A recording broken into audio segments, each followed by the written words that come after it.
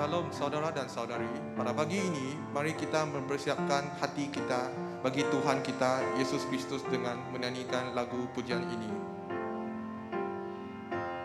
Engkaulah kekuatanku, Engkaulah kemuliaanku, Engkaulah segalanya. Engkaulah yang indah, takkan pernah ku lepaskan, Engkaulah segalanya. Yesus, domba Allah, mulia namamu. Yesus, domba Allah, mulia namamu. Kau hapus segala dosaku, segala celah dan maluku, Engkaulah segalanya. Saat jatuh kau angkatku, saat haus kau penuhiku, Engkaulah segalanya. Yesus, domba Allah, mulia namamu. Yesus, domba Allah, mulia namamu. Yesus, domba Allah, mulia namamu. Yesus, domba Allah, mulia namamu. Ya Tuhan, ya Allah Bapa kami berucap syukur ya Tuhan kepada Engkau ya Tuhan. Kami serahkan segala kemuliaan kepada Engkau ya Tuhan. Engkau layak dimuliakan, Engkau layak ditinggikan ya Tuhan. Kami Bapa ingin melihat kemuliaan Engkau di dalam kehidupan kita sehari-harian Bapa.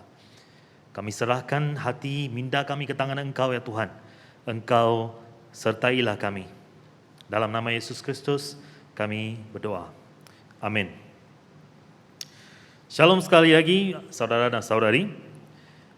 Pada pagi ini kita akan melihat satu tema, yaitu iman yang palsu, ya, yang diambil daripada Yakobus pasal 2 ayat 14 hingga 26. Saudara Jin Siang akan membaca untuk kita pada pagi ini. Saudara-saudaraku, tidak ada gunanya seorang Kristen berkata, "Saya beriman," jika perbuatannya tidak membuktikan imannya. Iman semacam itu tidak dapat menyelamatkan dia. Andaikan seorang saudara lelaki atau saudara perempuan memerlukan pakaian dan tidak mempunyai cukup makanan, tidak ada gunanya kamu berkata kepadanya, "Allah memberkati kamu. Pakailah baju panas dan makanlah dengan secukupnya." Jika kamu tidak memberikan keperluan sehari-hari kepadanya, demikian jugalah dengan iman. Jika iman tidak dinyatakan dengan perbuatan, iman itu sia-sia. Mungkin ada yang berkata, ada orang yang mempunyai iman dan ada pula yang mengamalkan perbuatan baik. Aku akan menjawab, tunjukkanlah seorang yang mempunyai iman tetapi tidak mengamalkan perbuatan baik. Lalu dengan perbuatanku yang baik, aku akan menunjukkan bahawa aku beriman. Kamu percaya bahawa Allah hanya satu. Bagus, roh-roh jahat pun percaya akan hal itu dengan menggentar kerana takut. Alangkah bodohnya kamu. Adakah perlu dibuktikan bahawa iman tanpa perbuatan baik itu sia-sia? Mengapakah Allah berkenan kepada nenek moyang kita, Abraham?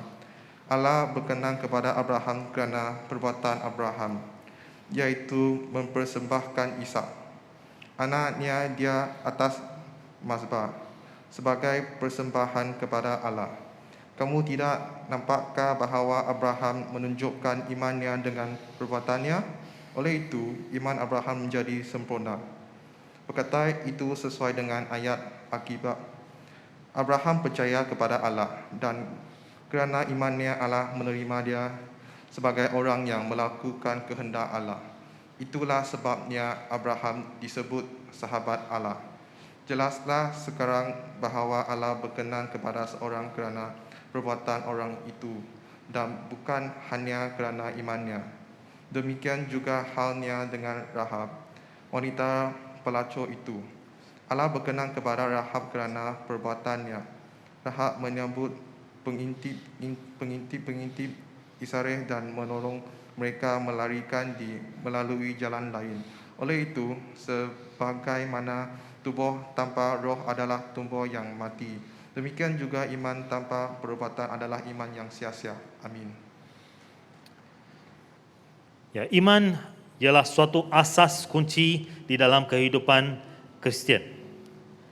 Orang berdosa diselamatkan oleh iman, ya saudara dan saudari. Dan orang percaya harus hidup oleh iman. Tanpa iman tidak mungkin orang berkenan kepada Tuhan. Dan segala sesuatu yang tidak berdasarkan iman adalah dosa. Seseorang yang telah mengatakan bahawa iman bukannya percaya walaupun tidak ada bukti, melainkan taat apapun keadaannya. Apabila anda membaca Ibrani 11, maka anda akan melihat orang-orang lelaki maupun perempuan yang bertindak sesuai dengan firman Tuhan dengan tidak memperdulikan apapun akibatnya.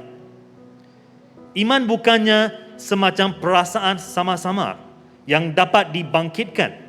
Iman ialah keyakinan bahawa firman Tuhan adalah benar dan yakin bahawa tindakan yang dilakukan berdasarkan firman itu akan memperoleh akibatnya ataupun berkatnya. Dalam bahagian ini, Yakub membicarakan hubungan antara iman dan perbuatan. Pembahasan ini cukup penting kerana jika kita salah dalam hal ini, maka keselamatan kita yang kekal akan terancam bahaya. Iman macam apakah yang sungguh-sungguh menyelamatkan seseorang? Apakah kita perlu melakukan perbuatan-perbuatan baik supaya diselamatkan? Bagaimana seorang dapat mengatakan bahawa dia menjalankan atau tidak menjalankan iman yang benar yang menyelamatkan? Dan Yakub menjawab pertanyaan-pertanyaan ini dengan menjelaskan bahawa ada dua macam iman. Tetapi hanya ada satu iman benar yang menyelamatkan. Mari kita lihat dua iman ini. Iman pertama adalah iman yang mati. Ya, kalau kamu lihat dari ayat 14 hingga 17, kamu dapat lihat itu. Bahkan dalam jemaat pertama pun ada orang-orang yang mengatakan bahawa mereka memiliki iman yang menyelamatkan. Namun mereka tidak memiliki keselamatan. Di mana ada kebenaran, anda akan menemui kepalsuan. Yesus memperingatkan, bukan setiap orang yang berseru kepadaku, Tuhan, Tuhan, akan masuk ke dalam kerajaan syurga, melainkan dia yang melakukan kehendak Bapakku yang di syurga.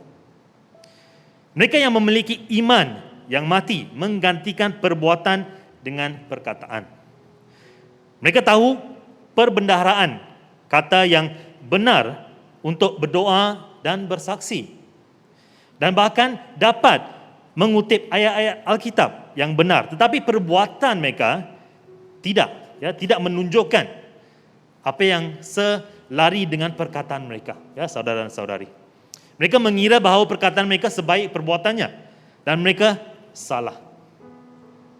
Yakub memberi sebuah perumpamaan yang sederhana. Seorang miskin masuk ke dalam suatu persekutuan tanpa yang sesuai dan dalam keadaan lapar. Orang yang imannya mati memperhatikan pengunjung tersebut dan mengetahui, tetapi dia tidak melakukan apa-apa untuk memenuhi keperluan itu.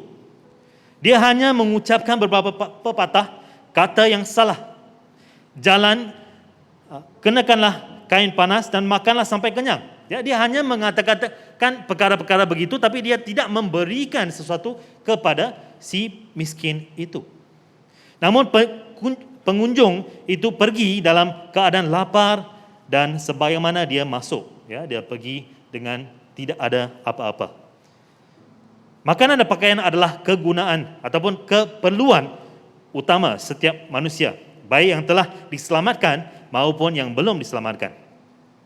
Asal ada makanan dan pakaian, cukuplah. Ya, kalau kamu lihat dalam 1 Timotius 6 ayat 8. Sebab itu jangan kamu khawatir dan berkata, apakah yang akan kami makan? Apakah yang akan kami minum? Apakah yang akan kami pakai?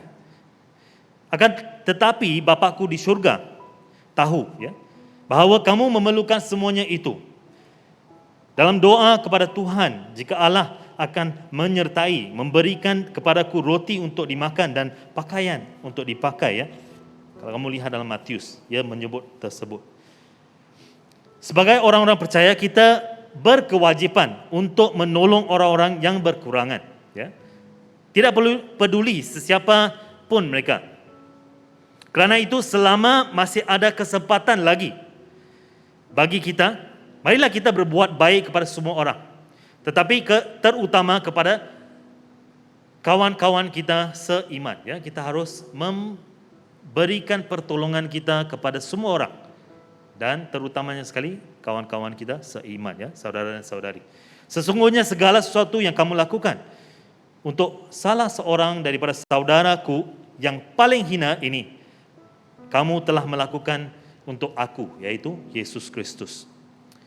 Nah, menolong seseorang yang berkekurangan merupakan suatu penyataan kasih. Iman bekerja oleh kasih.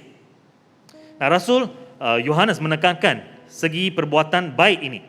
Barang siapa mempunyai harta duniawi dan melihat saudaranya menderita kekurangan, tetapi menutup pintu hatinya terhadap saudaranya itu, bagaimanakah kasih Allah dapat tetap di dalam dirinya? Ya, bagaimana kasih Allah dapat tinggal di dalam dirinya, saudara-saudari? Nah, saudara dan saudari, marilah kita mengasihi. Bukan dengan perkataan atau dengan lidah, tetapi dengan perbuatan, ya, dengan perbuatan dan dalam kebenaran. Ya.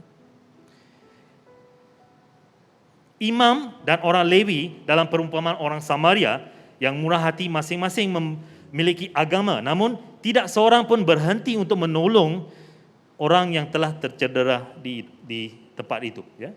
Mereka hanya melimpasi dia dengan tidak melihat dia juga. Ya. Orang yang terluka di tepi jalan itu. Ya. Tapi kalau kita lihat orang Samaria yang baik hati itu, dia menolong. Ya. Kita harus melakukan perbuatan baik ataupun kita memberikan perbuatan baik melalui perbuatan kita. Bukan hanya dalam percakapan kita sahaja, ya, saudara-saudari. Itu adalah iman yang mati. Dan masing-masing mempertahankan imannya. Namun tidak seorang pun yang iman mereka dalam perbuatan kasih. Mereka tidak menunjukkan kasih mereka melalui iman. Ya. Pertanyaan dalam ayat 14 seharusnya berbunyi, dapatkah iman semacam ini menyelamatkan dia? Iman macam apa, ya, saudara dan saudari? Iman yang tidak pernah terlihat dalam perbuatan yang nyata. Jawapannya ialah tidak. Ya. Setiap pernyataan iman yang tidak menghasilkan perbuatan ataupun perubahan hidup dan perbuatan baik ialah pernyataan iman yang palsu, ya, saudara dan saudari. Iman semacam itu disebut iman yang mati, ya, iman yang mati. Demikian juga halnya dengan iman. Jika iman itu tidak disertai dengan perbuatan, maka iman itu pada hakikatnya adalah mati, ya. Seorang ahli teologi, ya, John Calvin menulis, hanya imanlah yang membenarkan. Tetapi iman yang membenarkan tidak dapat berdiri sendiri. Ya. Kata berdiri sendiri dalam ayat 17 berarti iman itu sendiri. Ya. Iman yang benar dan menyelamatkan tidak dapat berdiri sendiri, ya, saudara dan saudari. Iman selalunya membawa kehidupan. Dan kehidupan bermaksud menghasilkan perbuatan baik. Orang yang memiliki iman yang mati hanya memiliki pengalaman akal fikiran. ya, dalam minda mereka, dia mengetahui ajaran keselamatan, tetapi dia tidak pernah menyerahkan dirinya kepada Tuhan dan percaya kepada Kristus untuk keselamatan itu. Ya. Mari kita lihat poin kedua, yaitu iman yang dinamik. Daripada ayat 20 hingga 26. Iman yang dinamik adalah iman yang nyata, iman yang mempunyai kuasa, iman yang menghasilkan sesuatu kehidupan yang berubah. Yakub menggambarkan iman benar yang menyelamatkan ini. Pertama, iman yang dinamik ialah iman yang berdasarkan firman Tuhan. Ya. Kita menerima kelahiran, kita kembali secara rohani melalui firman Tuhan. Kita menerima firman Tuhan dan firman ini menyelamatkan kita, ya saudara dan saudari. Jadi iman timbul dari pendengaran dan pendengaran oleh firman Kristus. Yakub memakai Abraham dan Rahab sebagai perumpamaan dari iman yang dinamik ini. Kerana kedua-duanya mendengarkan dan mereka menerima pesan Tuhan melalui firman-Nya. Iman hanya sebaik sasarannya, ya. Orang di hutan menyembah patung batu dan percaya bahawa patung itu akan menolong dia, tetapi dia tidak menerima pertolongannya.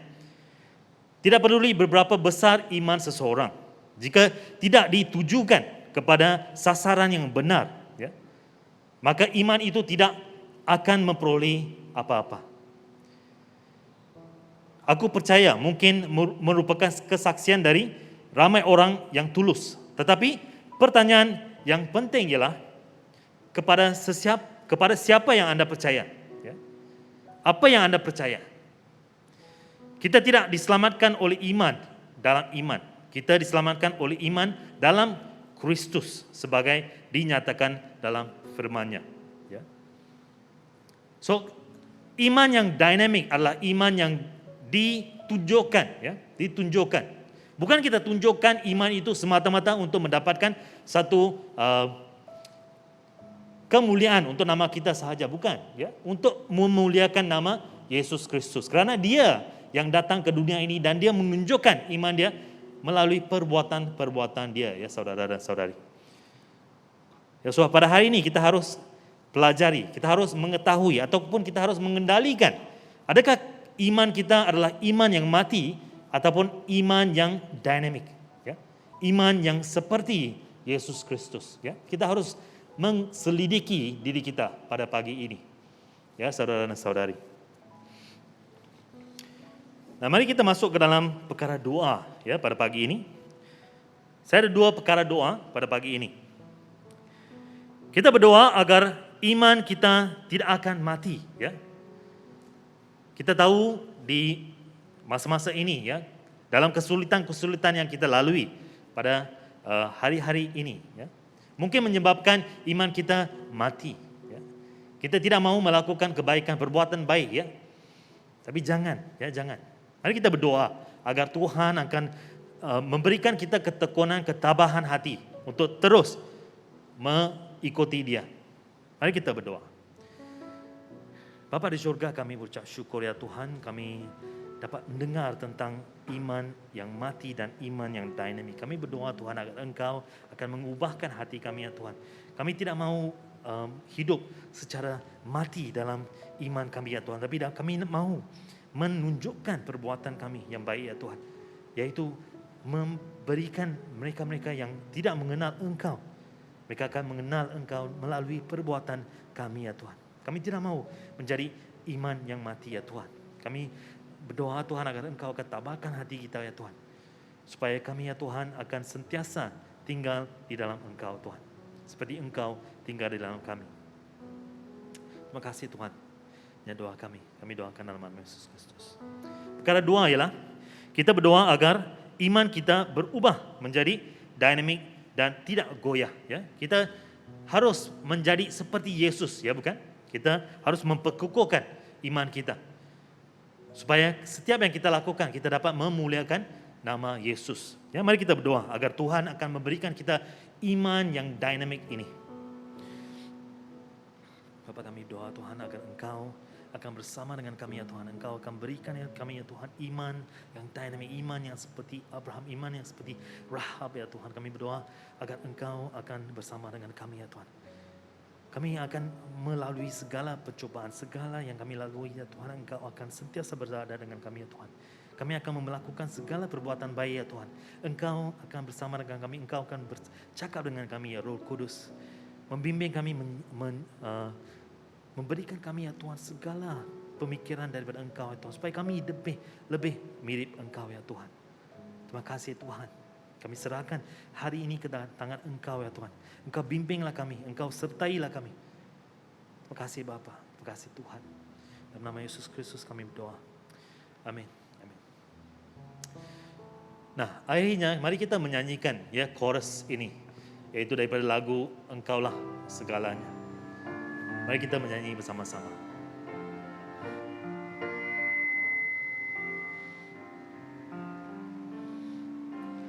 Yesus